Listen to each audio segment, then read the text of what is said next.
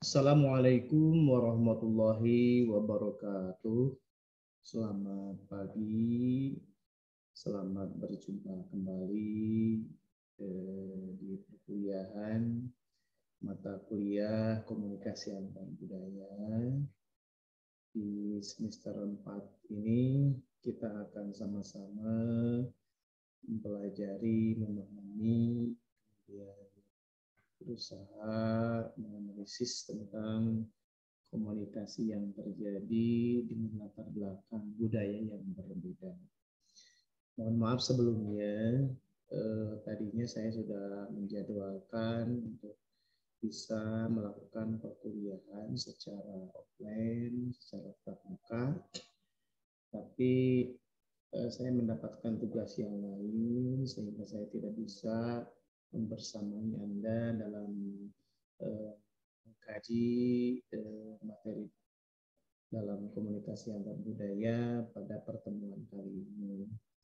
Insya Allah di rekaman video dan audio ini seri pembelajaran kita di komunikasi di mata kuliah komunikasi antar budaya Insya Allah tidak berkurang.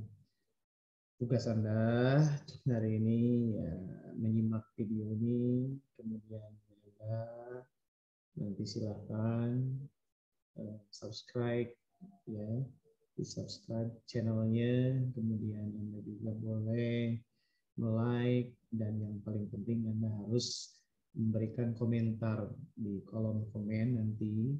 Itu menjadi tanda bukti bahwa Anda mengikuti perkuliahan ini atau tanda kehadiran dalam kuliah ini ya. Oke. Dalam komunikasi antar budaya ini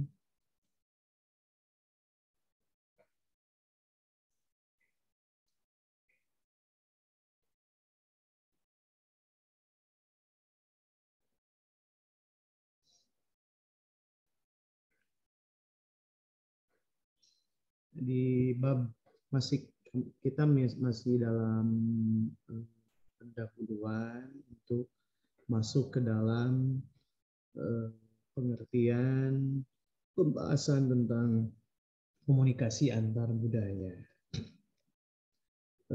Pertama, apa sih signifikansi kita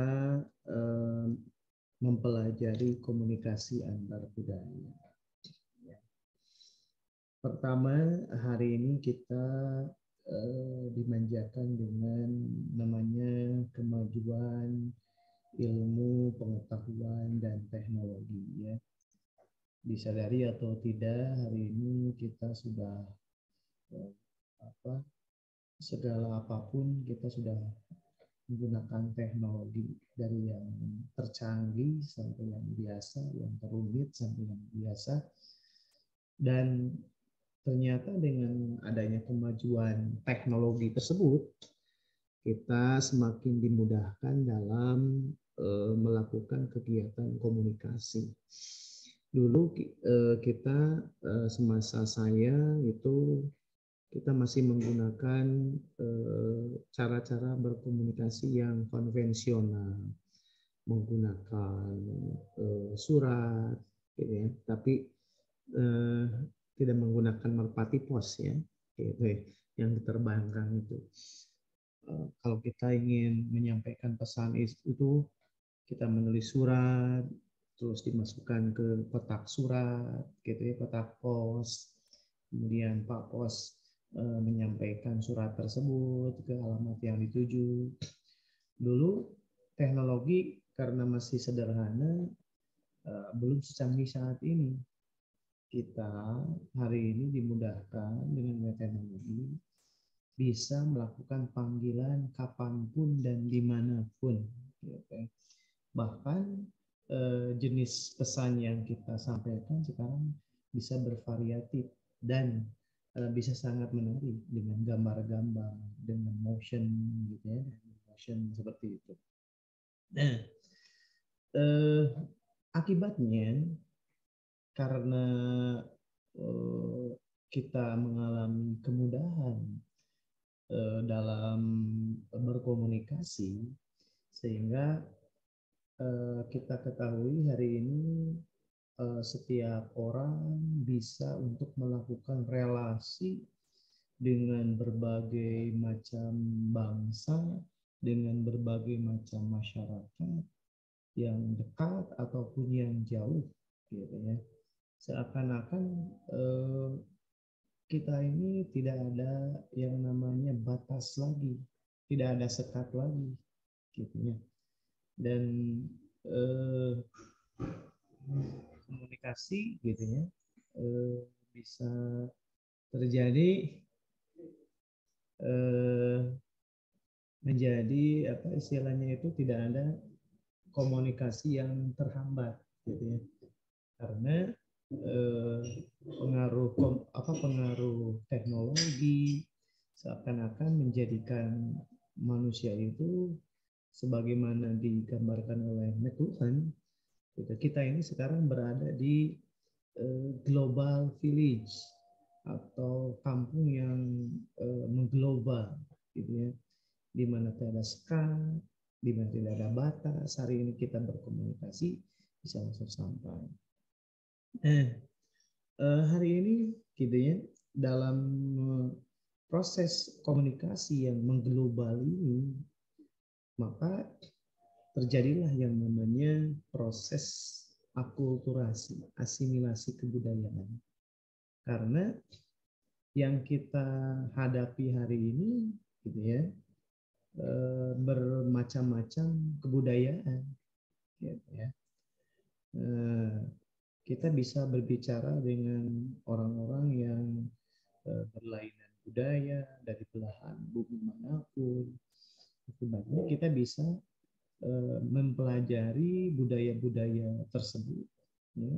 Kita bisa mempelajari budaya-budaya yang kita temui dari lawan bicara kita, sekaligus mengalami pertukaran budaya. Kita berbicara dengan orang Malaysia, kita juga di saat komunikasi terjadi, kita mengalami pertukaran budaya kita sebagai budaya Indonesia dengan budaya Malaysia, dan begitu juga dengan orang-orang yang mempunyai latar belakang budaya selain tadi yang kita sebutkan, dengan orang misalkan orang Inggris, dengan orang Eropa, dengan orang Asia lainnya, Afrika, gitu ya. Proses akulturasi dan asimilasi ini gitu ya, terjadi ketika kita melakukan yang namanya komunikasi, kegiatan komunikasi, berinteraksi, berelasi dengan orang-orang yang mempunyai latar belakang budaya. Pada intinya, kita melakukan komunikasi antar budaya itu melakukan pertukaran informasi, gitu ya. Kita dengan latar belakang budaya Indonesia bertukar informasi dengan orang-orang yang misalkan orang Eropa, orang Afrika, Asia, gitu ya. Dalam proses pertukaran tersebut, gitu ya, tentu ada yang namanya perbedaan budaya, perbedaan kultural, gitu ya. Yang namanya perbedaan kultural itu punya ya, beragam dampaknya, gitu ya. Ada kalanya itu menjadi mendorong kita untuk semakin maju, gitu ya. Untuk bisa juga meningkatkan relasi sebagai sama-sama makhluk Tuhan, gitu ya. Dan ada kalanya, nah ini kalau kita tidak bisa menyesuaikan diri dalam pertukaran budaya, dalam pertukaran informasi ini, banyak juga yang akhirnya terjadi yang namanya konflik. Ada kecemburuan, ada dalam kecemburuan dalam sosial ekonomi, dan itu wajar. Karena apa? Karena ya kita mempunyai istilahnya itu perbedaan budaya, Dan masing-masing budaya tentu ya ada sifat positif, negatif gitu ya.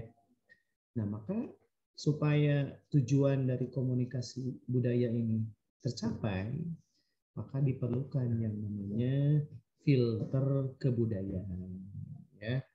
Apa saja seperti nilai-nilai moral, nilai-nilai dari kepercayaan, agama, juga dari yang namanya etika sosial gitu ya. Nah, selanjutnya dari berbagai hal tersebut gitu ya, apa semangat yang mendorong kita untuk melaksanakan komunikasi antar budaya gitu ya. Di antaranya didasari pertama oleh kesadaran internasional. Apa itu kesadaran internasional? Bahwa ketika kita melakukan komunikasi antar budaya itu, tugas yang mulia itu adalah untuk mencapai yang namanya perdamaian dunia, gitu ya. Dengan kita melakukan komunikasi, kita akan bisa meredam yang namanya konflik, yang namanya perseteruan, gitu ya. Ini kan hari ini kita sedang diguncang oleh yang namanya invasi Rusia ke Ukraina, gitu ya. Mengapa gitu sampai bisa menimbulkan kekacauan seperti hari ini? Ya, mungkin ada dimensi atau elemen-elemen dari komunikasi yang kurang tercipta dengan efektif, gitu ya. Kalau misalkan kita meruntut kepada dasar komunikasi ini, pada dasarnya pada basic komunikasi ini, ya diantaranya kita ingin menciptakan dunia ini yang damai, yang tenang, gitu ya. Nah, maka komunikasi antar budaya itu menjadi jembatan bagaimana perdamaian dunia, egalitas, persamaan, dan yang namanya universalitas kemanusiaan, bahwa manusia itu semuanya berhak meraih keamanan, keselamatan, gitu ya. Hak-haknya harus terjaga. Gitu. Dan yang kedua, selain kesadaran internasional, hari ini kita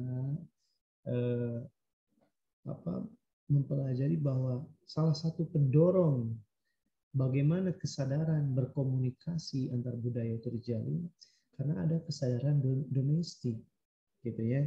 Yang namanya komunikasi antar budaya itu bukan hanya terjadi antar negara dan negara, tapi bisa juga antar seluruh penduduk negara ini, gitu ya. Ya, karena kita sudah bahas di awal bahwa komunikasi antar budaya itu bisa terjadi antar suku bangsa dalam suatu negara. Misalkan Indonesia, di Indonesia kita mengenal ragam suku bangsa, ada Sunda, ada Batak, ada Padang, gitu ya. Nah, gitu ya. Dengan kita melakukan komunikasi antar budaya, maka akan terjadilah yang namanya kesadaran lokal menuju kesadaran nasional. Ada persatuan, ada nasionalisme. Dan dalam negara kita, lambang negara Garuda itu di bawahnya ada Bhinneka Tunggal Ika. Gitu. Dari keberagaman yang dimiliki gitu ya, oleh seluruh bangsa menjadi satu persamaan, gitu ya. Nah, perbedaan itu adalah karunia Allah, gitu ya. Tapi ya persatuan adalah ikhtiar kita, gitu ya. Untuk mencapai perdamaian, gitu ya, perlu diadakannya persatuan dan kesatuan, gitu ya. Kita tidak bisa istilahnya itu menyamakan, gitu ya, dalam perbedaan-perbedaan tersebut. Justru perbedaan tersebut adalah hazanah yang luar biasa bagi kita. Kalau kita bisa merawat perbedaan tersebut menjadi suatu unity, kesatuan, menjadi kesadaran yang sifatnya jadi nasional, gitu ya, dari lokal kemudian menjadi kesadaran nasional. Dan yang terakhir, salah satu pendorong untuk komunikasi antar budaya itu menciptakan kesadaran pribadi sehingga sampai kita kepada kesadaran kolektif, gitu ya, dari individu-individu maka menjadi kesadaran bersama sehingga menciptakan yang namanya kesadaran sosial. Jadi dengan kita melakukan komunikasi antar budaya maka terciptalah, gitu ya, yang namanya kesadaran pribadi sehingga timbul menjadi kesadaran kolektif dan pada akhirnya mencapai kesadaran sosial. Oke, selanjutnya bagaimana komunikasi antar budaya ini terjadi? Ya, tentu semuanya ya ada sejarahnya, ya, termasuk komunikasi antar budaya, gitu ya. Tahun 1974 itu ada yang namanya Fred Kashmir, gitu ya. Itu mencetuskan yang namanya International and Intercultural Communication Annual, gitu ya. Itu baru terjadi 1974. Kemudian masuk tahun 1977 ada yang namanya Landis, gitu ya.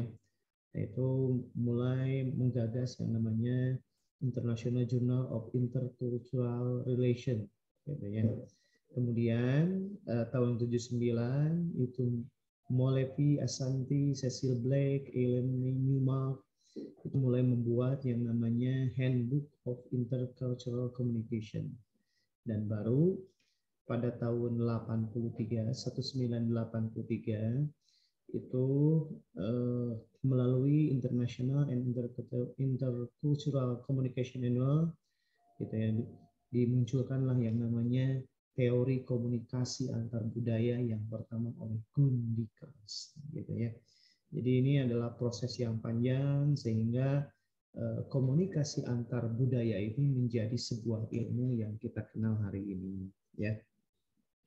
Adapun studi awal yang mendasari lahirnya komunikasi antar budaya ini, ya ini tidak lepas dari seorang ilmuwan yang bernama Marshall McLuhan, orang pertama yang mengkaji komunikasi antar budaya, ya, karena ya adanya gejala meningkatnya hubungan antar bangsa tadi, gitu ya, bahwa kita masuk dalam yang namanya globalisasi, di mana kita bisa berhubungan dengan setiap orang yang ada di dunia, tidak ada sekat, global village, gitu ya. Nah, yang menjadikan munculnya itu suatu tatanan komunikasi dan informasi dunia baru, gitu ya. Ya, sehingga mempengaruhi perkembangan sejumlah penelitian tentang perbedaan budaya antar etnik, rasial, dan golongan pada semua bangsa, gitu ya. Dan disadari atau tidak, studi komunikasi antar budaya ini berangkat dari suatu perspektif antropologi sosial, gitu ya. Dan perkembangannya itu dipengaruhi juga oleh budaya yang bersifat depth description. Apa itu? Yaitu penggambaran yang mendalam tentang perilaku komunikasi berdasarkan kebudayaan tertentu. Karena komunikasi itu hari ini tidak dilakukan oleh orang yang satu level budaya. Ada kalanya dilakukan oleh orang-orang yang berbeda kebudayaan. Dan mengingat hari ini kita dalam dunia globalisasi sangat jarang kita berkomunikasi, berinteraksi, berelasi dengan orang-orang yang sama budayanya. Justru gitu ya, karena dunia semakin meningkat gitu ya, ya saat ini ya sudah berhubungan atau berkomunikasi dengan orang-orang yang mempunyai latar belakang budaya yang berbeda ya. Apa saja ya dimensi kajian komunikasi antar budaya gitu ya. Nah, pertama gitu ya, dimensi tersebut berdasarkan tingkat masyarakat atau kelompok budaya dari para partisipan gitu ya. Contoh, kita berkomunikasi dengan orang-orang yang berbeda kawasan dunia gitu ya. Kita berbicara dengan orang-orang yang ada di benua Eropa, benua Asia, benua Afrika, atau mungkin ada di subkawasan dunia. Misalkan kita berkomunikasi dengan orang-orang yang ada di Asia Tenggara, gitu kan? Contohnya orang Thailand, atau berkomunikasi dengan orang-orang yang di Asia Selatan, dengan orang India, atau dengan Asia Barat, contoh seperti orang-orang Timur Tengah, gitu ya. Nah, itu. Kemudian bisa juga kita melakukan komunikasi itu dengan orang-orang yang ada senegara dengan kita, atau dengan etnis atau ras yang ada dalam negara kita, atau macam-macam subkelompok dari sosiologis berdasarkan kategori jenis kelamin, kelas sosial, gender culture, gitu ya. Nah itu bisa terjadi. Gitu. Ini dimensi kajian komunikasi antar budaya berdasarkan tingkat masyarakat, kelompok budaya dari para partisipannya. Kemudian dimensi kajian komunikasi antar budaya itu bisa terjadi menurut konteks sosial tempat terjadinya komunikasi antar budaya. Contoh dalam organisasi, gitu ya, dalam bisnis,